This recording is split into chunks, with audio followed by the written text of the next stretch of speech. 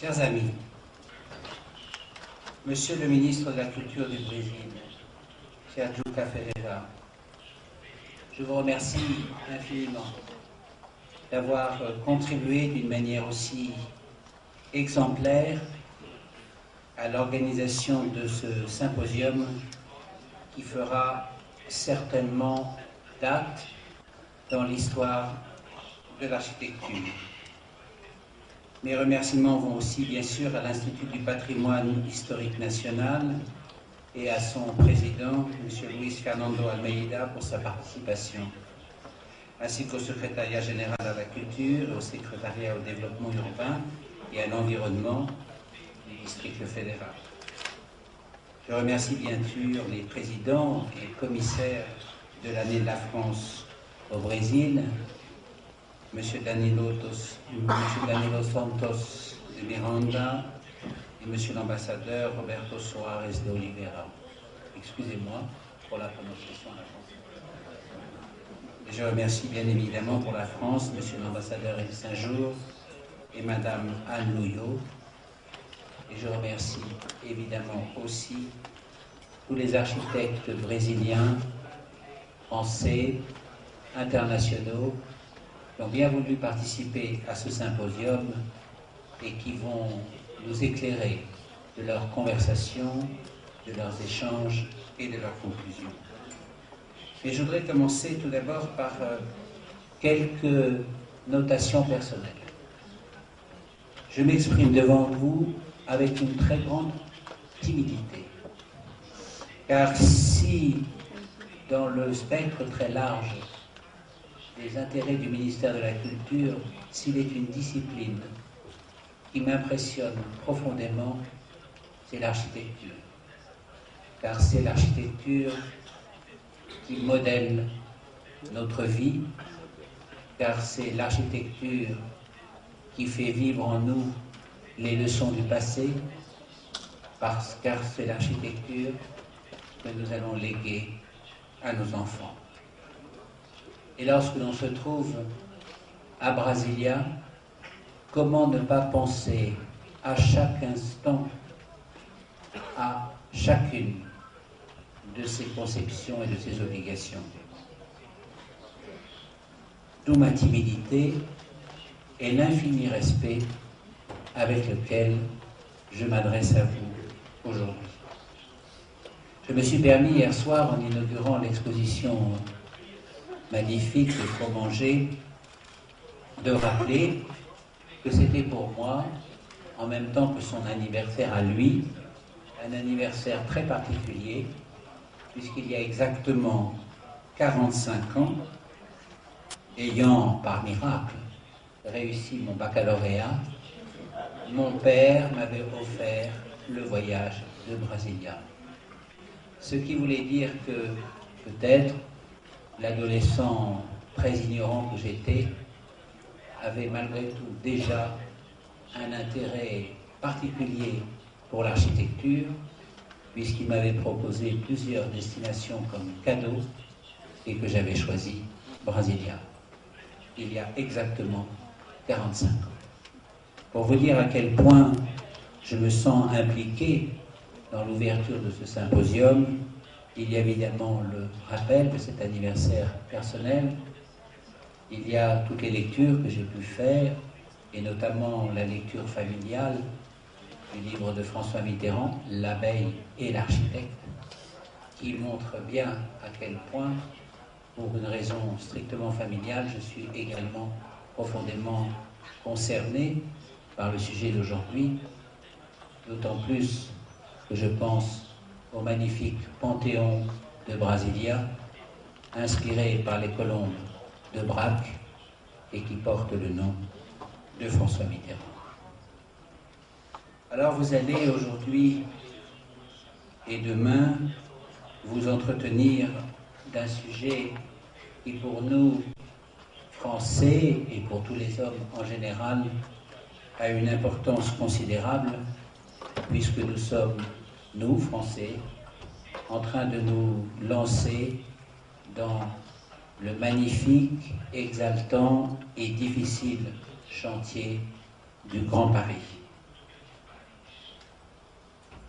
C'est pour cette raison que je pense qu'il faut rappeler quelques préoccupations ou quelques réflexions qui agitent l'amateur d'architecture bien ignorant mais bien concerné que je suis et le ministre de la Culture qui représente la voix de gens bien plus compétents et souvent même d'une qualité remarquable, ceux-là même qui se réuniront durant ce symposium, ceux-là même qui réfléchiront à partir de l'exemple de Brasilia et de tant d'autres villes, et ceux-là même qui nous éclaireront dans le projet du Grand Paris. Nous célébrons bien évidemment ensemble l'année de la France au Brésil.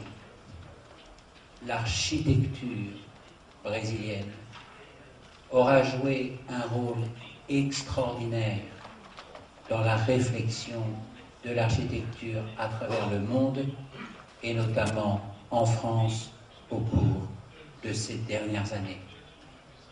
Les échanges entre nos deux pays, manifestés encore par ce symposium qui s'ouvre, ont toujours été exceptionnellement denses et nourrissantes, et nous attendons du symposium d'aujourd'hui qu'il soit évidemment à la mesure de cet enseignement.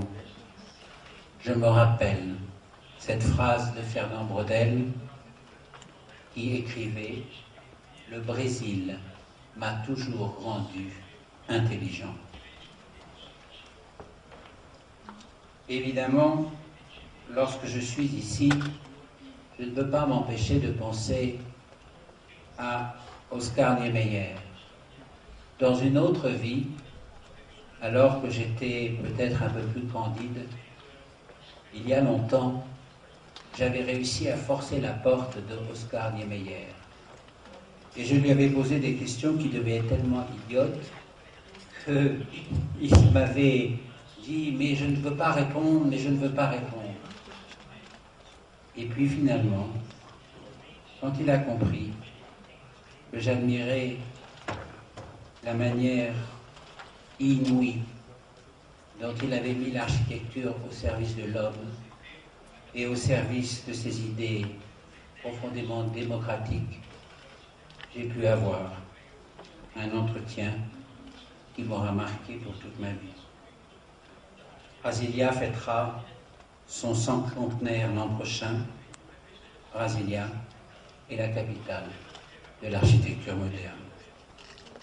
Le Brésil a toujours joué un rôle de précurseur. Il a donné des exemples et des repères pour le XXIe siècle. Il en a creusé les fondations. Et c'est à la lumière de tout cela que nous devons réfléchir ensemble à l'amélioration de la vie dans les villes et à l'avenir de la planète. Ces deux enjeux sont indissociables.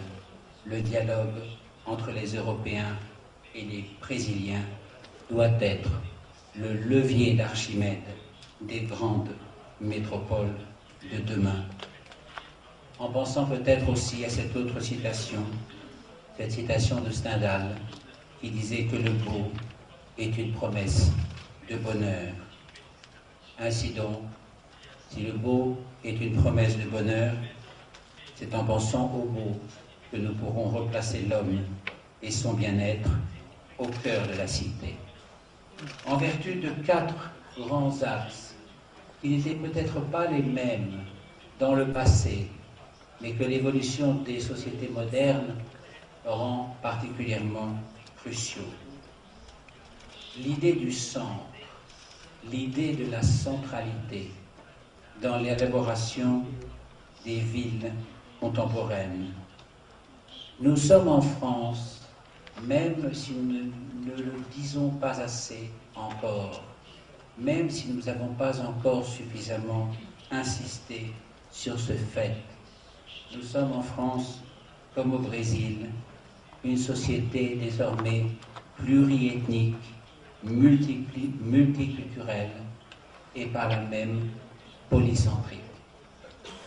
au cours du magnifique défilé de ce matin pour la fête nationale. Défilé qui prouvait à tous ceux qui étaient là à quel point le Brésil est un pays amoureux de la paix, amoureux de la vie. Un défilé qui tranchait tellement sur tant d'autres défilés martiaux et qui exprimait une telle joie de vivre, une telle aptitude au bonheur partagé. Lorsque donc ce défilé a eu lieu, je repensais au chemin que nous avons à faire, nous Français, pour affirmer le caractère polyethnique et multiculturel de notre société.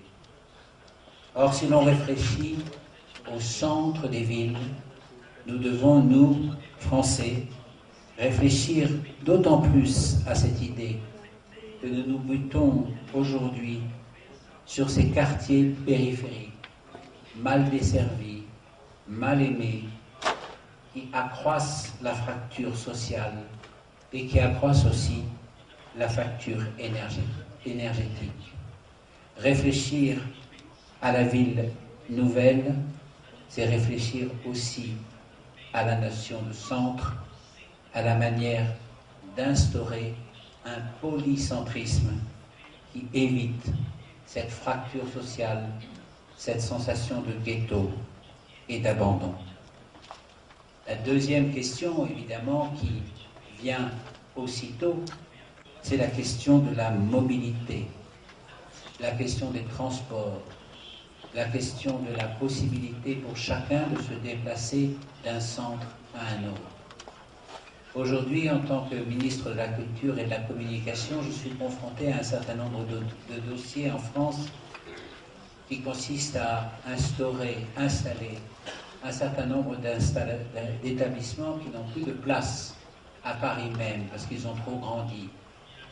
Et chaque fois, j'insiste d'une manière quasi obsessionnelle auprès de mes collaborateurs sur le problème des transports, dans la mesure où il ne faut pas que la ville moderne, que la ville contemporaine, celle-là même que nous essayons de construire pour plus de solidarité, plus de compréhension, plus de démocratie et peut-être plus de bonheur, pour que cette ville-là même ne soit pas la ville des traumatismes, des transports interminables, des changements, de la presse, de la fatigue, et le matin et le soir, lorsque attend à la maison encore une autre journée de travail, avec des enfants dont il faut s'occuper, avec une vie dont il faut assurer aussi tous les éléments quotidiens. La grande question de la mobilité, la grande question du transport. Avoir 1h30 de transport le matin, 1h30 de transport le soir, c'est un cauchemar. C'est un cauchemar dont la société et la ville contemporaine doivent nous épargner le tracas. Habiter plus, habiter mieux. Les villes contemporaines sont de plus en plus importantes. Je regardais les chiffres de Sao Paulo, 22 millions d'habitants. Je me souvenais d'un voyage effectué récemment à Jakarta, 1 million d'habitants, etc., etc. Comment arriver à assurer, évidemment c'est une porte ouverte que j'enfonce là, mais comment arriver à assurer dans ces conurbations tellement grandes la place à laquelle l'individu doit toujours avoir besoin au sein de la collectivité pour que justement ces qualités individuelles puissent concourir à l'enrichissement de la vie collective.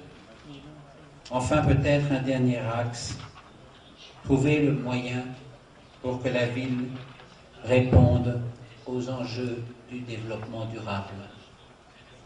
Les projets tout à fait remarquables qui ont été présentés à Paris, à la Cité de l'Architecture, au cours d'une exposition fort bien menée, ont permis de sentir le retour, si tant est qu'il n'eût jamais disparu dans l'esprit, par exemple, de quelqu'un comme moi, le retour de la ville nature, le retour du besoin de jardin, de parc, mais aussi de nature, sous la forme de la forêt, voire sous la forme de l'agriculture. Et voici un axe auquel peut-être on n'avait pas pensé en ces termes-là dans le passé. La ville haussmannienne prévoyait un petit square qui subsiste, heureusement, fort heureusement, dans la ville d'aujourd'hui. Mais nous sommes maintenant dans une économie d'échelle totalement différente. Et ce n'est plus comme cela que l'homme individu, se déplaçant agréablement dans une ville très peuplée, voulant servir la collectivité tout en assurant l'épanouissement des siens et de sa vie propre, ce n'est pas comme cela que l'on pourra assurer totalement ce qu'on lui promet si on ne le met pas non plus au contact de la ville nature, de la ville forêt, de la ville grand jardin. Ce ne sont là que des pistes que vous suivrez avec toute la liberté et toute la compétence exceptionnelle qui est la vôtre et que je vous présente avec beaucoup d'humilité, mais aussi avec beaucoup d'espoir, parce que de vos réflexions sortiront certainement les épures de la ville future. Et cette ville future, elle n'attend pas. Les nombreux voyages que j'ai pu faire à travers le monde, dans des villes mégalopoles où aucun plan d'urbanisme n'avait été défini au départ et où la vie est si difficile, source de frustration sociale, de délinquance et de violence, montre à quel point ce symposium de Brasilia est indispensable. Alors peut-être faudrait-il terminer par une note différente, empruntée à d'autres activités artistiques, évidemment par propension personnelle. J'aurais peut-être tendance à me référer au cinéma, à ce magnifique, admirable cinéma brésilien qui aura tant compté dans mon éducation, quand je repense aux films de Glauber Rocha ou de Carlos Diegues, par exemple, quand je repense à Alberto Cavalcanti, qui fut l'assistant de Jean Renoir et à qui l'on doit, dans les années 30, un des plus beaux films sur la ville, en rade. Alberto Cavalcanti, l'un des maîtres de l'histoire du cinéma brésilien, comme de juste. Mais je vais plutôt aller ailleurs, plutôt penser qu'à travers la splendeur de l'œuvre des architectes brésiliens, conservée et encore en pleine croissance dans cette ville de Brasilia aujourd'hui, il y a aussi une leçon extraordinaire concernant la couleur.